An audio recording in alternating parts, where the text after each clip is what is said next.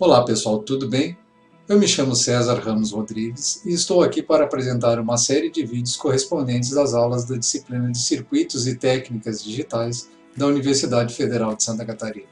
Esta primeira aula está dividida em dois vídeos, onde conversaremos sobre os sistemas digitais, veremos como as informações são representadas através de valores binários e veremos outros sistemas de numeração bastante úteis no estudo de circuitos digitais, como os sistemas de numeração hexadecimal, octal e também códigos de representação de informação.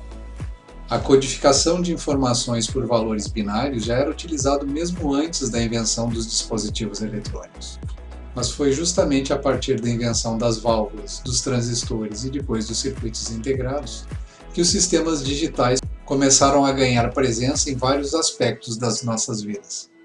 A velocidade dessa evolução tem seguido uma tendência que foi percebida originalmente por um diretor da Intel chamado Gordon Moore, que disse que a cada 18 meses o mínimo tamanho possível de um transistor cairia pela metade. Isso tem implicações muito impactantes, porque se a dimensão mínima cair pela metade, na mesma área podemos quadruplicar o número de transistores.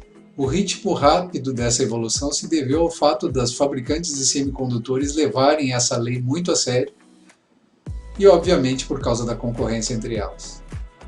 Aqui temos uma linha do tempo de 2015 até 2030 com a previsão da evolução, da diminuição dos transistores e também de novas tecnologias que possibilitarão construirmos transistores menores, mais econômicos e mais rápidos. A base da eletrônica digital está no fato do transistor poder funcionar como uma chave fechada, representando sim, verdadeiro, ou aberta, representando desligado, não ou zero. Assim podemos usar os transistores num sistema binário 0 ou 1. Ok, compreendemos como um transistor pode representar valores 0 ou 1, mas como podemos representar quaisquer informações por zeros ou uns? Representando informações com bits, o sistema binário de representação. A essa altura você já sabe que é verdade. Nos sistemas onde usamos microcontroladores, digitalizamos sons, imagens, vídeos e grandezas físicas.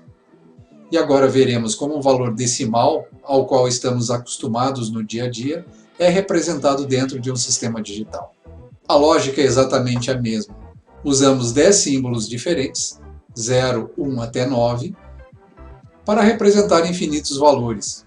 O mesmo raciocínio pode ser utilizado para representar infinitos valores utilizando apenas dois símbolos, 0 ou 1.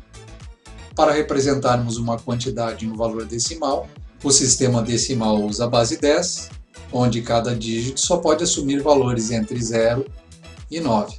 Se tivermos um número com d dígitos decimais, quantos números diferentes podem ser representados? Com d dígitos podemos representar 10 na d valores diferentes. Ou seja, com 3 dígitos podemos representar números entre 0 e 999, o que significa que podemos ter 1000 valores diferentes. Relembrando nossas aulas do ensino fundamental, em um número decimal a posição mais à direita significa unidade. Neste caso temos 4 vezes 1, e 1 é 10 elevado na potência zero. Assim, na representação decimal, escrevemos apenas o valor de cada dígito e subentendemos o peso através da posição dentro do número. Assim, temos 4 vezes 10 na zero, ou 4 unidades. A próxima casa é a das dezenas, temos 5 vezes 10 na 1, ou 5 dezenas. Próxima casa é da centena, 7 centenas, 7 vezes 10 na 2. E a mais à esquerda,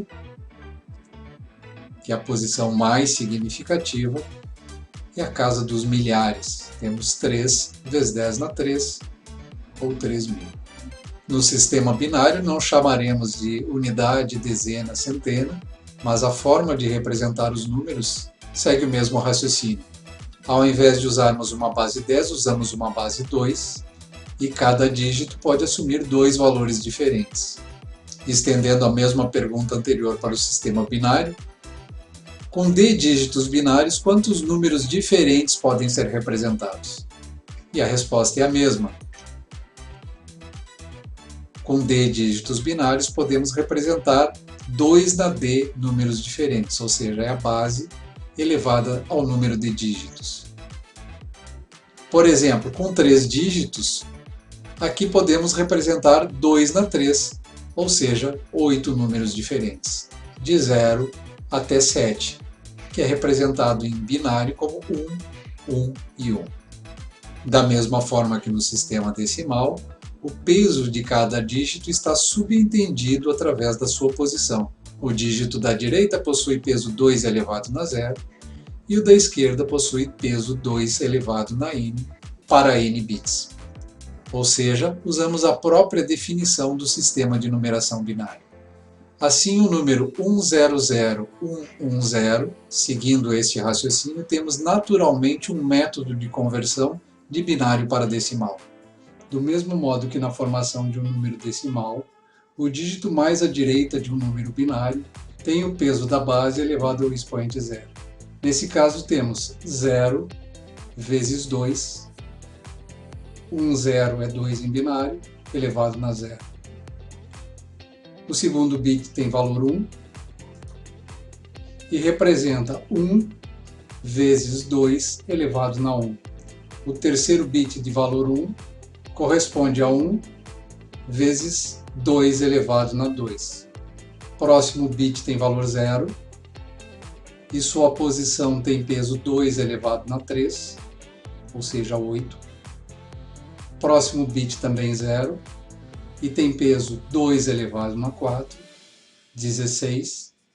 E o bit mais significativo tem valor 1, 32.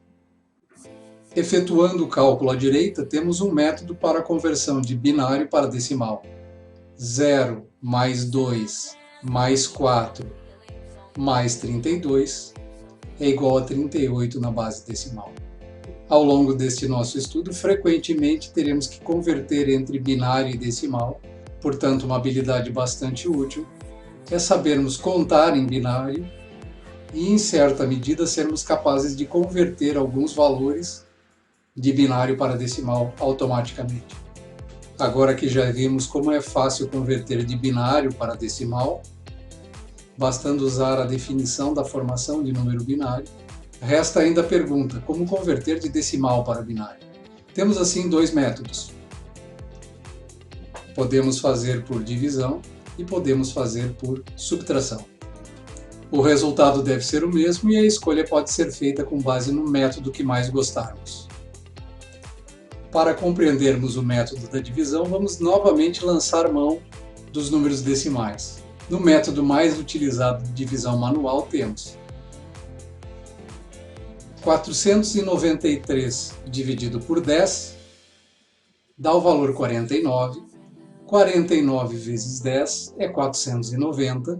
E para chegar a 493, sobra 3. Dividindo novamente 49 por 10, temos 4. 4 vezes 10 é 40. Para chegar a 49, sobra 9. Ou falta 9. 4 dividido por 10 é menor do que 1. Portanto, 0 vezes 10 é 0. E o resultado da última divisão fica como resto. Se observarmos atentamente os restos, colocados de trás para frente, temos o valor inicial. Se fizermos agora uma divisão por outra base, no caso 2, e utilizarmos os restos, temos os valores convertidos para binário. Assim como no exemplo anterior, precisamos dividir o número sucessivamente por 2 e agrupar os restos das divisões de trás para frente.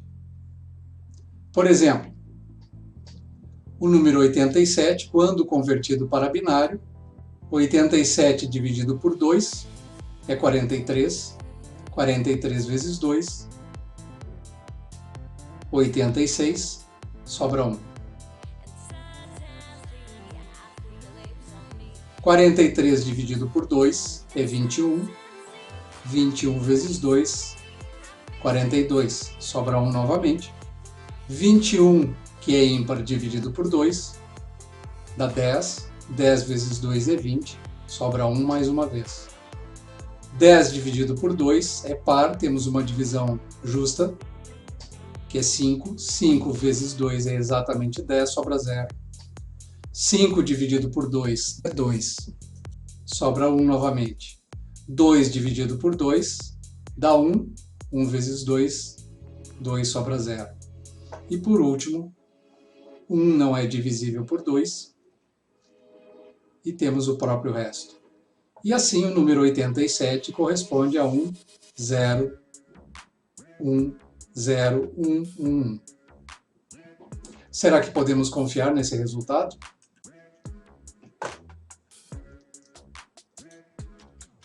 Vejamos. Podemos pegar a calculadora do próprio Windows, passar para o modo programador, e se digitarmos em decimal o número 87, voilá, temos 101, 0, 3 números uns, que é exatamente o resultado encontrado por divisão. E pelo método da subtração, como podemos fazer a conversão?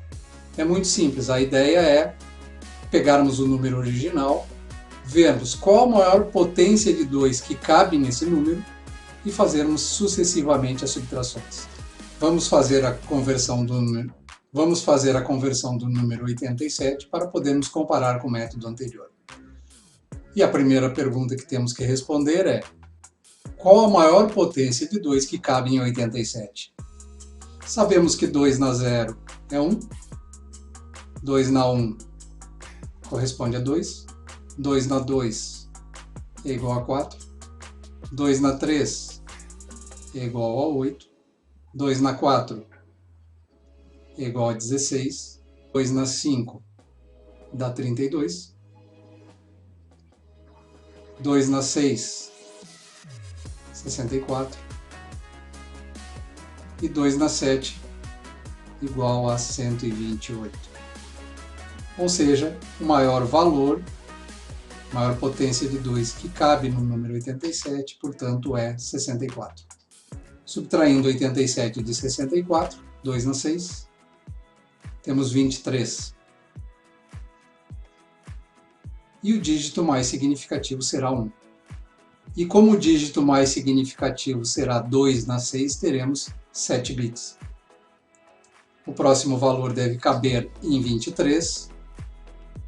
E assim temos 2 na 4. Na posição correspondente a 2 na 5, o dígito será 0. Subtraindo 16 de 23, temos 7. 7 é menor do que 8. E assim, a posição correspondente a 2 na 3, a quarta casa da direita para a esquerda, será 0 novamente. Dentro de 7, o próximo número, a próxima potência que caberá será 2 na 2, 4. 7 menos 4 é 3. 3 cabe na potência 2 na 1. Menos 2, resta 1, que é 2 na 0. E assim temos 1 vezes 2 na 0, mais 1 vezes 2 na 1, mais 1 vezes 2 na 2, mais 0 vezes 2 na 3, mais 1 vezes 2 na 4, mais 0 vezes 2 na 5, mais 1 vezes 2 na 6.